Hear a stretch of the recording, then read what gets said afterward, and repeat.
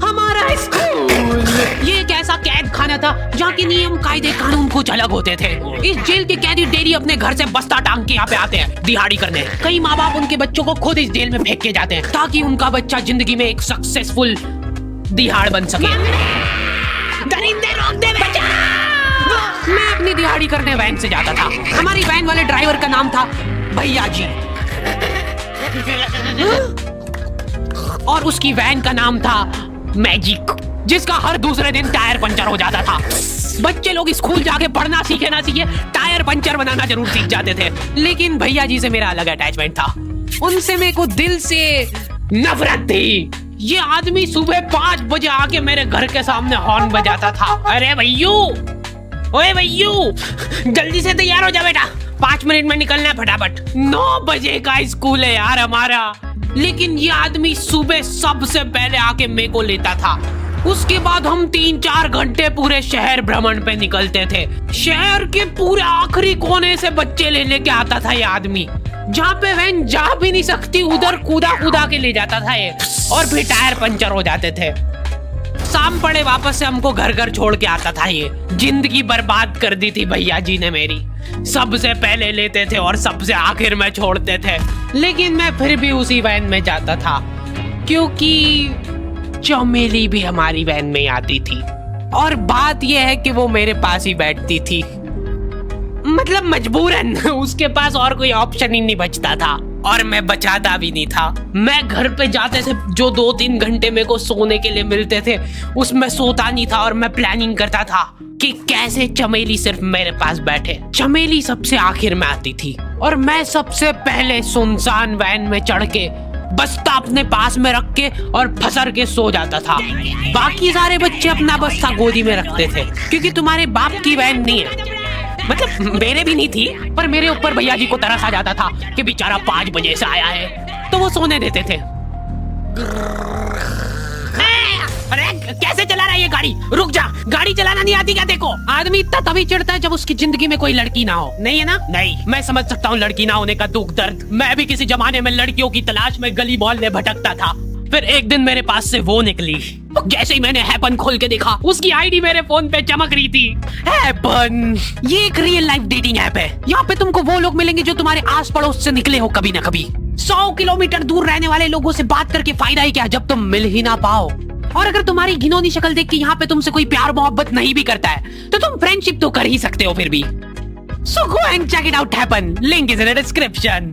लेकिन मैं सोता नहीं था। मैं आंख बंद करके चमेली के घर का इंतजार करता था। तो क्योंकि चमेली आखिरी में आती थी तो वैन पूरी पैक पुक हो रखी होती थी, बच्चे बाहर उबल रहे होते थे और मैं अपना बस्ता पास में रख के एक्टिंग देखो एक्टिंग। और जैसे ही वो आती थी, हड़बड़ाना नहीं, ऐसे टाइम पे हड़बड़ाते नहीं है कि फटाफट बैग उठाया और आओ इधर बैठो जल्दी। मत करना ये हरकत, भाग जाएगी वो। ठरक नहीं झलकना चाहिए जरा सिक भी, एकदम सटल रखना है। क्या हुआ?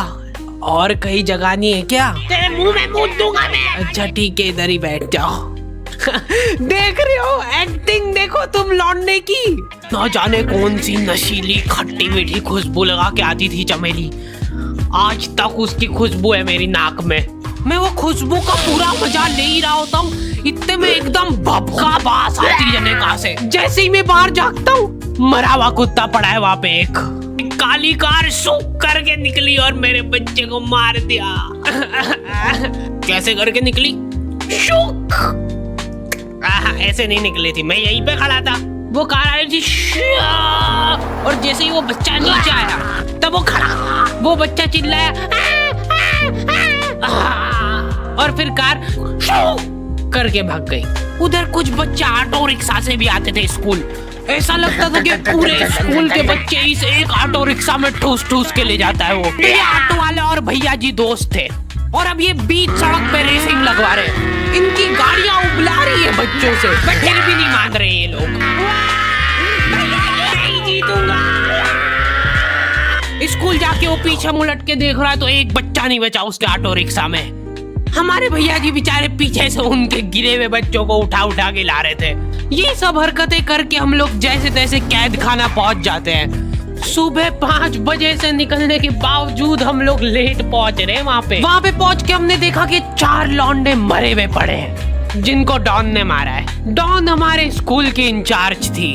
डॉन का कद छोटा था और पेट मोटा था और आश्चर्य की बात यह है कि समय के साथ उसकी हाइट कम हो रही थी। मतलब बड़े नहीं बड़े वो चलता है एक बार को, पर इसकी कम हो रही थी। डॉन बहुत स्ट्रगल करके कार से स्कूल आती थी खड़े होके, क्योंकि बैठ जाए तो उसको सामने की सड़क नहीं दिखती थी। वो अलग बात है, खड़े होके भी पूरा नहीं दिखता था। हर रोज 2-4 कुत्ते कुचलते हुए आती थी वो। फिर मेरे को समझ आया कि रास्ते में जो कुत्ते दिखे थे वो डॉन इस कैद खाने में छत पे बैठी रहती थी स्नाइपर लेके। कोई भी कैदी कुछ गलत गतिविधि करता हुआ दिखता था तो वहीं पे, मैडम इनकी लाश का क्या करना है? अरे ये तो आपको पता ही है।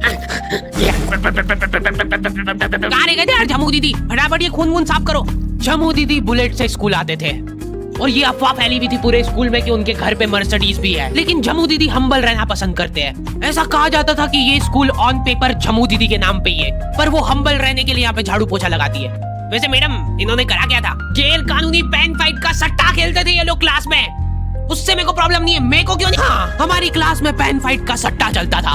हमारे इधर जो लौंडा पेन फाइट में जीतता था सामने वाले का पेन उसका हो जाता था। कुछ बच्चे अपना सब कुछ दांव पे लगा देते थे और कर्जे में डूब जाते थे। फिर भी वो लोग हार नहीं मानते थे और अपने दोस्त से पेन उधार लेके खेलते थे और वापस हार जाते थे। तो अब क्लास में कुछ बच्चों के पास पोटला भर के पेन पड़ा है और कुछ बच्चों के पास पेन ही नहीं है। पेन इस कैद खाने की करेंसी थी। जिसके पास जितने महंगे पेन वो उतना रईस। यहाँ पे ब्लैक में पेन इधर उधर होते थे।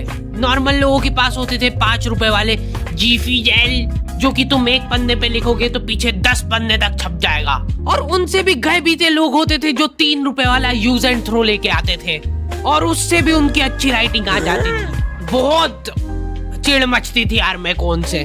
और कुछ चुनिंदा रईस लोग होते थे जिनके पास होता था ट्राईमैक्स। हर बच्चे का सपना होता था कि उसके पास एक ट्राईमैक्स हो, साथ में आसपास 2-4 लड़कियां हो। मेरे को प्लीज मेरे को यहाँ पे ऑटोग्राफ दे दो। ये लो ट्राईमैक्स किंग के। ये ट्राईमैक्स क्या बात कर रही है? सही में एकदम रईस लोग ही अफोर्ड कर पाते थे ट्राईमैक्स। वो बाबड़े भी एक अक्षर लिख के रिफिल खोल के देखते थे। खाली हो रही है तो एक बार एक रईस बच्चे का ट्राईमैक्स चोरी हो गया। पूरे स्कूल में हाहू मच गई थी।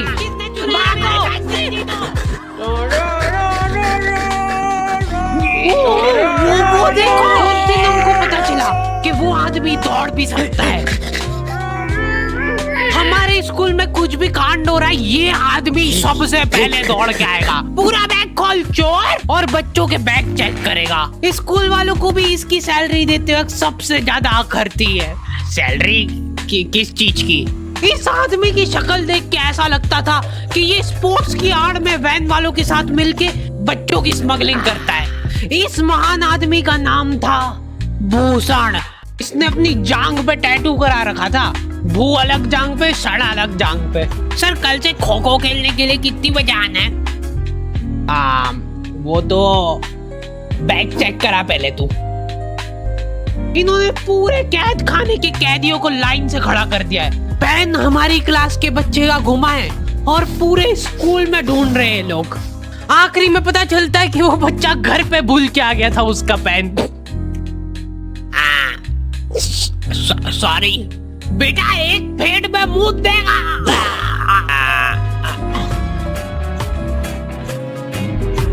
ऐसे तो नमूने बच्चे थे हमारे स्कूल में और टीचर लोग उनसे भी गए बीते थे। हमारे स्कूल में टीचरों को उनके नाम से कोई जानता ही नहीं है। बच्चों ने उनकी हरकतों के अनुसार टीचरों के नाम रखे हुए। हमारे इंग्लिश वाले टीचर का नाम था छोटा भीम। इससे चिड़चिड़ा आदमी मैंने आज तक नहीं देखा। छोटा भीम की हॉबी थी लड़कों को कूटना। उस बेचारे की हाइट छोटी थी तो बच्चे के मुंह तक उसका हाथ ही नहीं पहुंचता था। बेचारा ऊंचक ऊंचक के मारता था, फिर भी कमर तक ही हाथ पहुंच पाता था उसका। एक पॉइंट पे मेरे को ऐसा लगने लग गया था कि उसको सैलरी लड़कों को कूटने की मिल रही है। कभी किसी बच्चे को बहुत ज्यादा मार दिया, घायल हो गया वो बेचारा, ये लो आपका एक्स्ट्रा बोनस। होमवर्क दोबारा बात करेगा क्या? सर मैं भी मर जा। ये लो। अरे वाह, नहीं चल रही, सांस तो नहीं चल रही है। हाँ, कंफर्म मर चुका है ये। ओह, ये लो, आपका प्रमोशन हो गया है। लड़कियों से उसका अलग अटैचमेंट था। कौन सा परफ्यूम लगा के आई हो? सर थोड़ा दूर रहो। अरे मैं कुछ कर थोड़ी ना। भोली सी सूरत और आंखों में ठरक लेके स्कूल आ जाता था ये daily. So this means that he will jump over it and then he starts. ये आदमी इंग्लिश को इंग्लिश में ही ट्रांसलेट करके चल जाता था हमारी नंगी आंखों के सामने। इधर वॉशरूम में मौत का नंगा नाच मचा रखा था लॉन्डो ने। 4 लॉन्डे दिन भर वॉशरूम में जाके खड़े हैं, कुछ भी नहीं कर रहे वो लोग वहाँ जाके। उनको बस मन की शांति मिलती है वहाँ जाके। अगले दिन उन चारों ने प्लानिंग करी, कुछ तो प्रोडक्टिव करते यार वहाँ जाके। अगले दिन वो सब पानी की बोतल लेके गए। अब वो पानी पी के हाथों हाथ मूत रहे हैं। और ये टीचर लोगों को प्रॉब्लम क्या है, बच्चे अगर वॉशरूम जा रहे हैं तो ये गया है तो अभी दूसरा नहीं जा सकता है। क्यों? तुम्हारे घर की लेटरिन थोड़ी ना है वो कि एक टाइम पे एक जना यूज कर सकता है। मान लो वो 2 जने अगर वॉशरूम में मिल गए तो वो क्या कर लेंगे ज्यादा से ज्यादा? भाई यहाँ का बल्ब निकाल लेते हैं ना। हाँ निकाल लो, फीस भरी अपन ने। लॉन्डो को ऐसा लग रहा है कि इन्होंने फीस भर के पूरा स्कूल खरीद लिया है। 10 लॉन्डे कॉरिडोर में छाती चौड़ी करके चल रहे हैं प्रिंसिपल के सामने। प्रिंसिपल को इग्नोर कर रहे हैं ये लोग। इनको ऐसा लग रहा है कि इन्होंने फीस भर दी है तो प्रिंसिपल इनके पैर पड़ेगी। उनमें से आधों ने फीस भरी भी नहीं है। हमारा स्कूल बिल्कुल सेफ नहीं था। हमारे वॉशरूम में चोरियां हो जाती थी यार। बल्ब चोरी करने के बाद सब लोग अंधेरे में मूत रहे एक दूसरे के जूते पे। उधर कर। उसके बाद पूरे वॉशरूम में कुछ दिख नहीं रहा है चोरी करने का। तो ये लोग हाँ, नल उखाड़ के ले गए। नल कौन ले जाता है? कभी वो मछली वाले साबुन चोरी हो जाते थे, कभी ये फिनाइल की सफेद गोली को माउथ फ्रेशनर समझ के खा जाते थे। भाई इसको चबा मत, इसको चूस। ज्यादा देर तक चलेगी ऐसे। ठंडक हो रही भाई, ठंडक।